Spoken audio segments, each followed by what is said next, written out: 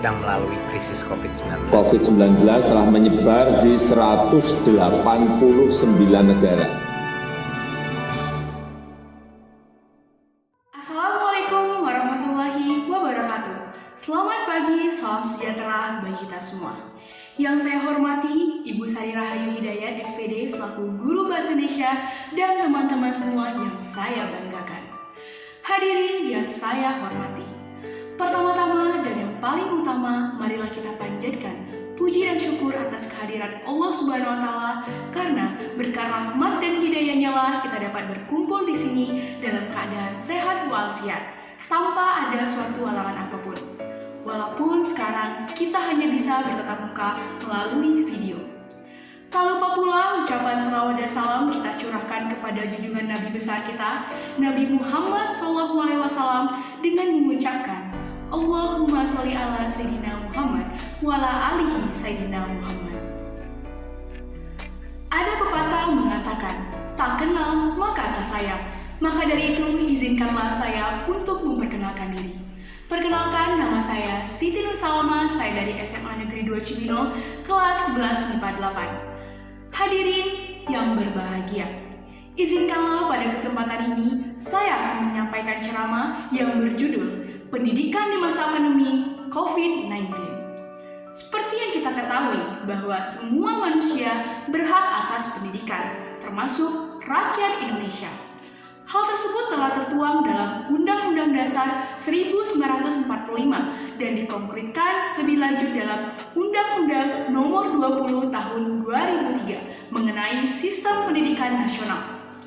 Pendidikan merupakan salah satu hak utama yang memegang peranan penting dalam kehidupan berbangsa dan bernegara.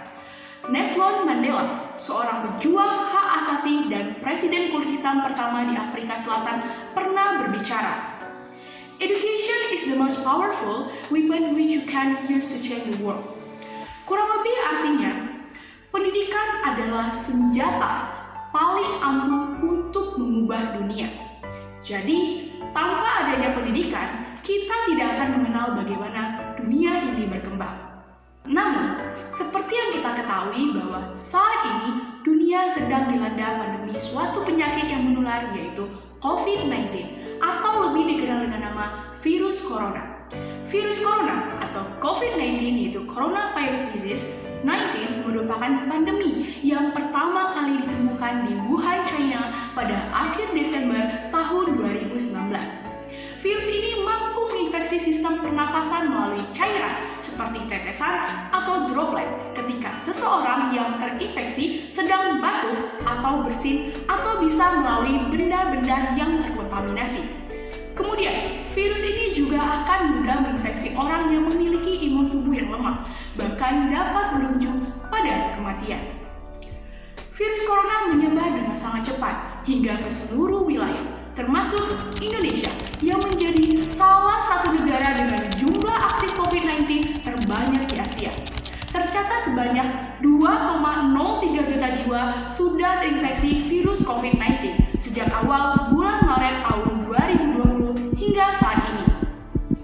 Dengan rincian sebanyak 1,82 juta jiwa mengalami kesembuhan dan 55.594 meninggal dunia. Hal tersebut membuat beberapa negara, bahkan Indonesia, menetapi kebijakan pemberlakuan lockdown dengan rangka mencegah penyebaran virus corona. Kini hampir di seluruh belahan bumi melakukan segala aktivitasnya di rumah saja, seperti bekerja, belajar, dan aktivitas lainnya. Maka dari itu, pemerintah Indonesia terpaksa memutuskan tatap muka di sekolah dan mulai mencari inovasi untuk proses kegiatan belajar mengajar, yaitu dengan metode belajar dalam jaringan atau lebih dikenal dengan nama daring. Hadirin yang saya hormati, sesuai dengan judul, maka sekarang kita akan fokus terhadap pendidikan di masa pandemi COVID-19. Siswa maupun guru harus sangat aktif dalam melaksanakan kegiatan belajar mengajar agar dapat menciptakan keefektifan walaupun dalam metode belajar dalam jaringan atau lebih dikenal dengan daring. Sistem pembelajaran saat ini dilakukan menggunakan komputer atau handphone yang terhubung dengan koneksi internet. Pembelajaran dapat dilakukan dengan menggunakan media sosial seperti WhatsApp, Line, Telegram, Zoom, maupun Instagram. Sehingga hal ini dapat mempermudah siswa dalam mengikuti kegiatan belajar mengajar dalam waktu yang bersamaan meskipun di tempat yang berbeda. Namun, kini timbul permasalahan dengan adanya sistem pembelajaran secara daring bagi para siswa termasuk saya, yaitu permasalahan tentang jam berapa mereka harus belajar dan bagaimana cara mendapatkan data atau kuota internet yang akan mereka butuhkan untuk mengikuti belajar secara daring. Sedangkan orang tua mereka berpenghasilan rendah atau dari kalangan menengah ke bawah.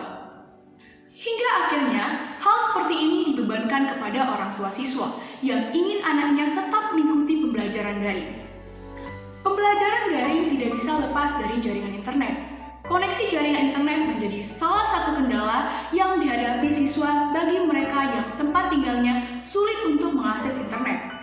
Apalagi siswa tersebut tempat tinggalnya di daerah pedesaan, terpencil, dan tertinggal pasti sangat sulit dalam mengakses jaringan internet. Kalaupun ada yang menggunakan jaringan internet, terkadang jaringannya tidak stabil karena letak geografis yang masih jauh dari jangkauan sinyal internet. Hal ini juga menjadi permasalahan yang banyak terjadi pada para siswa yang mengikuti pembelajaran daring, sehingga kegiatan pembelajaran secara daring dinilai kurang optimal dalam pelaksanaannya. Kita perlu menyadari bahwa ketidaksiapan Bapak Ibu guru dan kita sebagai siswa terhadap pembelajaran daring ini juga menjadi salah satu masalahnya. Perpindahan belajar konvensional ke sistem belajar mengajar daring dengan mendadak tanpa persiapan yang matang dapat mengakibatkan kegiatan belajar mengajar menjadi kurang optimal atau kurang maksimal. Tetapi, walaupun sekarang kita sedang mengalami masa pandemi COVID-19, tidak menjadikan kita untuk malas dan menyerah. Semua ini harus tetap dilaksanakan dengan baik dan semangat agar proses pembelajaran dapat berjalan dengan lancar dan Bapak Ibu guru serta siswa dapat aktif mengikuti walaupun dalam kondisi pandemi COVID-19. Maka, sudah suatu kewajiban bagi kita semua untuk turut menyukseskan sistemnya, bahkan dalam keadaan yang terbatas sekalipun. Kegiatan pembelajaran harus tetap dilaksanakan bagaimanapun caranya, karena tanpa pendidikan yang berjalan, bangsa kita akan terancam mengalami gap generasi, yaitu keadaan di mana satu generasi tertinggal pengetahuan dan kompetensinya akibat dari hak pendidikan yang tidak tersampaikan. Di masa seperti ini, tugas guru yang tidak boleh berhenti mengajar sama pentingnya dengan para pekerja kesehatan yang berusaha menyelamatkan nyawa para pasien. Karena para guru dan pejuang pendidikan lainnya harus menyelamatkan masa depan generasi penerus bangsa. Begitu pula pada siswa yang ikut turut berpartisipasi penuh dalam pembelajaran daring dengan tetap mengikuti protokol kesehatan. Pemerintah telah mencanangkan suatu kebijakan atau peraturan dalam mencegah penyebaran dan peningkatan kasus COVID-19. Kebijakan tersebut kita kenal dengan nama 3M, yaitu yang pertama, memakai masker ketika keluar rumah, menjaga jarak minimal 1 meter, mencuci tangan dengan sabun selama 20 detik, atau kita bisa menggunakan hand sanitizer. Hal ini kita lakukan agar kesehatan kita dapat terjaga dan pendidikan dapat berjalan dengan lancar dan baik. Pesan saya bagi kita semua di tengah situasi ini adalah, pertama, kita harus tetap belajar dan bekerja dengan penuh semangat, jangan pernah mengeluh, karena semua hal yang terjadi pasti ada solusinya. Kedua, tetap menjaga kesehatan karena sehat itu mahal. Ketiga, patuhi protokol kesehatan.